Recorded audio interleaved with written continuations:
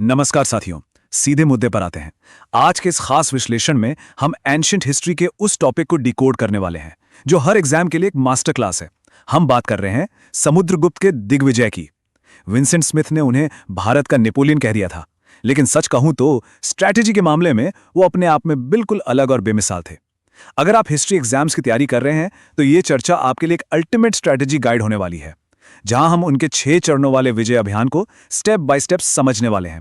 तो चलिए शुरू करते हैं। तो इस चर्चा का ब्लूप्रिंट क्या होगा? बहुत ही सिंपल है।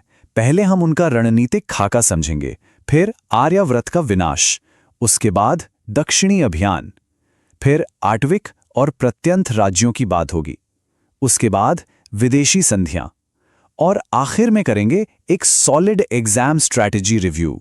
पहला सेक्शन है द ग्रैंड स्ट्रेटेजिक ब्लूप्रिंट, यानी विजय की पृष्ठभूमि कैसे तैयार हुई।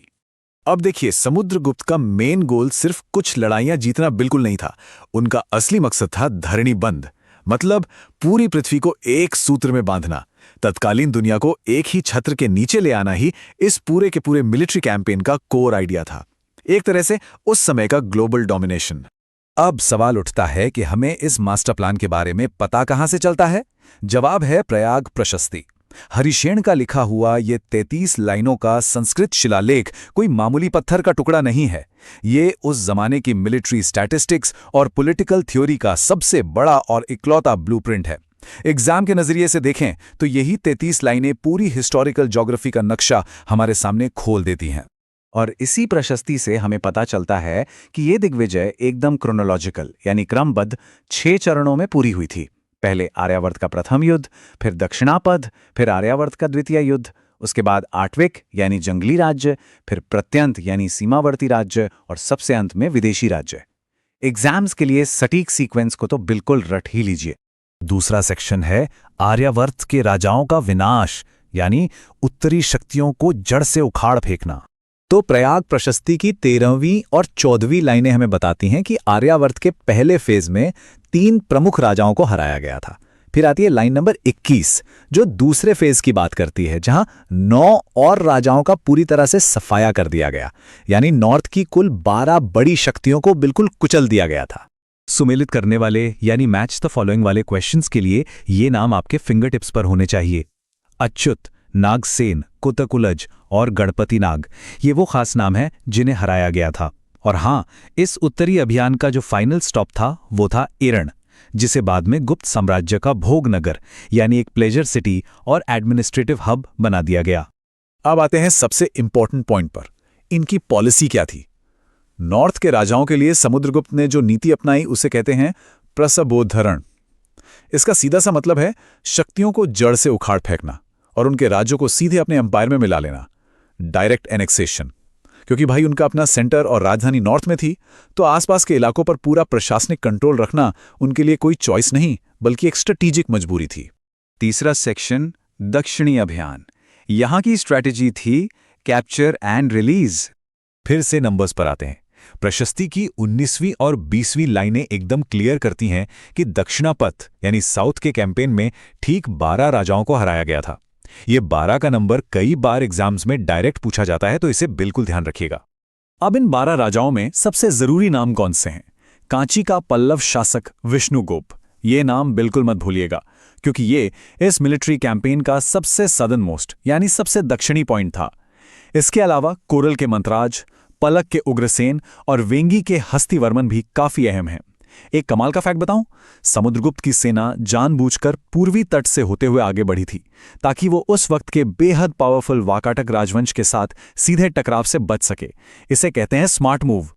और यहीं हमें उनकी प्रैक्टिकल सोच दिखती है कि कैसे ज्योग्राफी के हिसाब से नीतियां बदल जाती हैं। जहां नॉर्थ में प्रसबोधरण यानी पूरी तरह से कब्जा कर लिया गया था, वहीं साउथ में उन्होंने ग्रहण मोक्षानुग्रह की पॉलिसी अपनाई। मतलब राजाओं को पकड़ना, उन्हें माफ करके छोड़ देना और बस अपना सामंत बना लेना। जाहिर सी बात है, इतनी दूर से सीधा शासन चलाना लगभग नामुमकिन सा था। इतिहासकार हेमचंद्र राय चौधरी ने इसे ही धर्म विजय का नाम दिया है। चौथा सेक्शन सीमा और वन राज्यों का दमन। अपनी बॉर्डर्स को कैसे सिक्योर किया जाए। तो सेंट्रल इंडिया के जो ये जंगली या आढ़विक राज्य थे ना, उनके लिए समुद्रगुप्त ने परिचारकीकृत की नीति अपनाई। आसान भाषा में समझें तो उन्हें अपना सेवक या परिचारक बना लिया। अब आप सोचेंगे कि इन जंगलों पर कब्जा करने की क्या जरूरत थी? वो इसलिए क्योंकि नॉर्थ से साउथ जाने वाले जितने भी मेन ट्रेड और मिलिट्री रूट्स थे वो इन्हीं जंगलों से गुजरते थे। इन रास्तों को सिक्योर करना एम्पायर की लाइफलाइन को बचाने जैसा था। ठीक इसी तरह जो बॉर्डर्स से लगे हुए प्रत्यंत यानी फ्रंटियर राज्य थे, उन्हें भी साधना बहुत जरूरी था। ये कुल 14 राज्य थे। इसमें एक बड़ा ही क्लियर डिवाइड दिखता है। ईस्ट और नॉर्थ ईस्ट में कामरूप और नेपाल जैसे 5 राजतंत्र यानी मोनार्कीज थीं, जबकि वेस्ट की सीमाओं पर मालव और योधेय जैसे 9 गणतंत्र यानी रिपब्लिक्स थे। अब इन सीमावर्ती राज्यों पर जो पॉलिसी लागू हुई उसके लिए प्रशस्ति में एक बहुत ही भारी भरकम संस्कृत शब्द है। इसे एक सांस में बोलने का ट्राई कीजिएगा। सर्व कर दानाज्ञाकरण प्रणामागमन। इसे सिंपल पार्ट्स में तोड़ते हैं। सभी प्रकार के टैक्स देना, ऑर्डर्स फॉलो करना और पर्सनली राज दरबार में आकर प्रणाम करना। सीमावर्ती राज्यों पर इकोनॉमिक और पॉलिटिकल होल्ड बनाने का ये एकदम अचूक तरीका था। 5वां सेक्शन विदेशी संधियां और डिप्लोमेटिक पैक्ट्स यानी अपने ग्लोबल इन्फ्लुएंस का विस्तार करना। लाइन 23 और 24 में उन विदेशी ताकतों का जिक्र है जिन्हें झुकने पर मजबूर किया गया। इनमें शक्तिशाली कुषाण शासक यानी देवपुत्र शाही शाहनुशाही, शक, मरुंड और यहां तक कि सिंघल यानी श्रीलंका और साउथ ईस्ट एशिया के आइलैंड्स तक शामिल थे। इसी टाइम पर गुप्त साम्राज्य ने ताम्रलिप्ति पोर्ट पर अपना कब्जा जमाया था, जिसने साउथ ईस्ट एशिया के साथ समुद्री व्यापार के दरवाजे खोल दिए। खजाना भरने का पूरा पक्का इंतजाम। और इन फॉरेन पावर्स के लिए जो अल्टीमेट डिप्लोमैटिक पॉलिसी थी वो और भी बड़ी थी। आत्मनिवेदन, कन्योपायन, दान गरुड़मुदंग, स्वविषय भुक्ति शासन याचना यानी पर्सनल अटेंडेंस देना, गुप्त राजवंश में अपनी कन्याओं का विवाह करना और सबसे बड़ी बात अपने ही देश पर राज करने के लिए गरुड़ की मोहर वाला आज्ञापत्र मांगना। ये संप्रभुता स्वीकार करवाने का एकदम चरम स्तर था।